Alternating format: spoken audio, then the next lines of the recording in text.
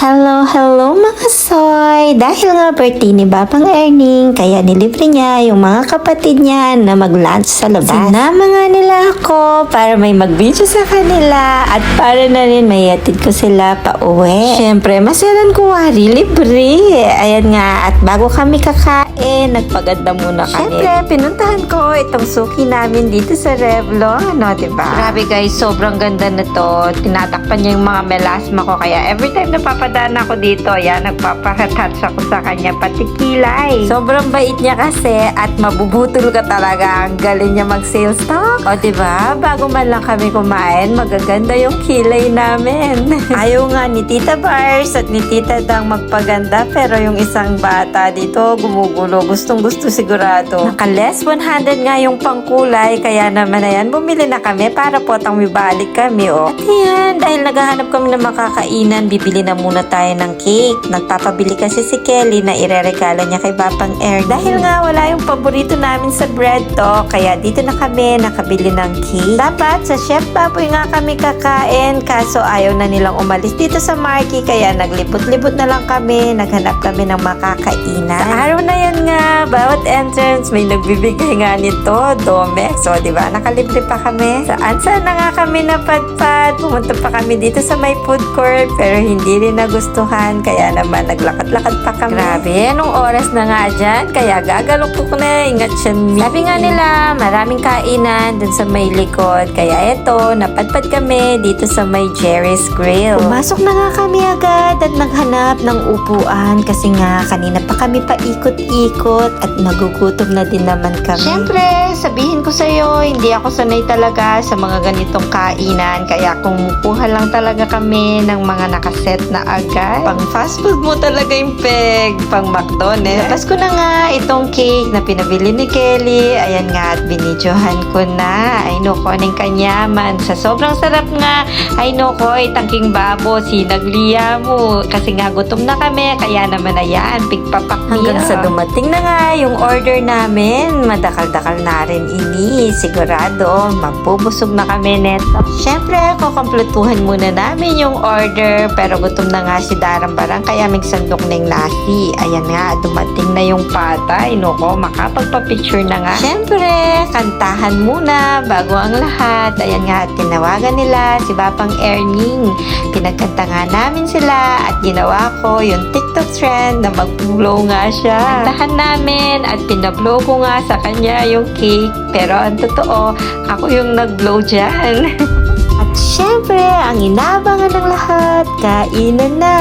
Ayan guys, kakain na kami kasi nga gutom na kami. Sinama ko nga si Madam Faye dito sa aking vlog o sa aking pagkain. Syempre, kailangan may nakatutok na camera. Syempre, dahil di ako kumakain ng kanin, kaya ini palabok yung pengan ko. Ay naku guys, sobrang sarap yung palabok dito. Kahit sabihin nyo pang medyo mahal dito, pero sobrang sulit naman kasi manyaman. Ayaw ko na kasing kumakain ng unlimited. Hindi ko na-appreciate. Kaya ito, masarap pag ganito lang. Laman?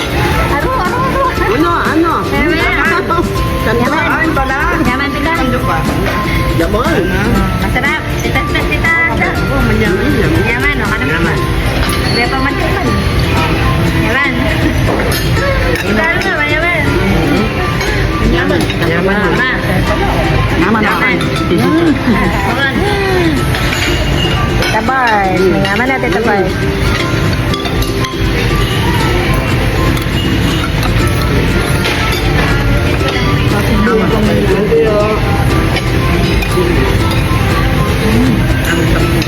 Crispy yan.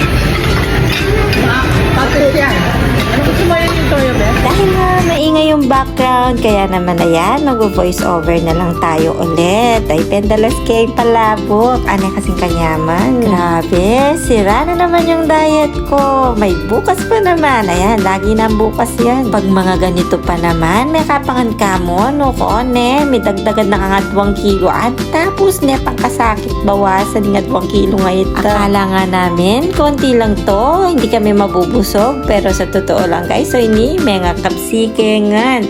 Ito nga at pati kare-kare, dinali ko na din. Syempre takmantangan, bantang-balong ipamalita. Napasobra na nga ako sa baboy, kaya ramdam ko na. Ay noko, impression mo. Hindi ko talaga napipigilan ang sarili ko kapag yung pagkain nakadyan sa harap ko. Ay noko, nera sa akin. May pahabol pa nga ang buko pandan. Ay noko, ayan, tignap-nap na nemo yung pata. Ayan, pinaubos na nga namin lahat.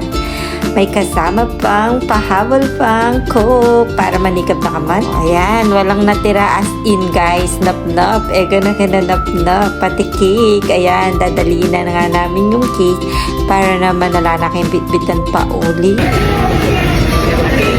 Sarap. Oh, tira-tira. Tira-tira.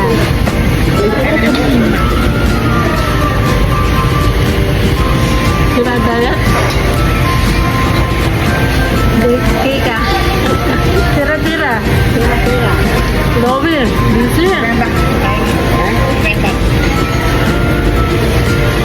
Sira, diet ko talaga, kaya kinabahan ako. Buti nga may dalang gamot si Darambi siya, kaya eto, uminom na din ako ng gamot, napasobrahan. Hirap na, puta, biglang sumala, Kimbalemi, ay nuko, kasakit na nita. Tapos na nga kami, at eto, may nakita na naman kami, nagbigay-bigay ng Domex. Ayan, binigyan kami, hindi kami humingi ha. Bawat papasok, binibigyan nila. Ang gusto naman ni Chloe, tambing ng iba. Eto nga guys, ang dami nga nakasil dito, kaya eto, namili na muna sila at nakahanap nga ng mga bibilhan nila. Yung sobra nga sa budget, ayan, bumili silang red ribbon para naman may pampasalubong sila. Syempre, paborito ng anak kong si Tin, hindi nakasama, siomay. O, tapos na nga yung birthday, kahit umuulan, umuwi na nga kami. O, Chloe, uwi na tayo, mag-review na tayo, no, Kone, mag-exam ka pa kanya. Saktong-sakto nga lang kami sa sasakyan namin, o, diba? Ayan, iuwi ko na sana sila, kaso eto, may dadaanan kaming ukay-ukay. 50 all item ng pangasanting guys. Ang dami nga naming nabili dito. Maganda lahat. Ngayon lang kami nakachempo ng sale dito. Kaya naman ayan, lahat kami ay bumili. Dahil busog, eto nakipagkape muna kami kina Tita Alma. Yun lang. Bye!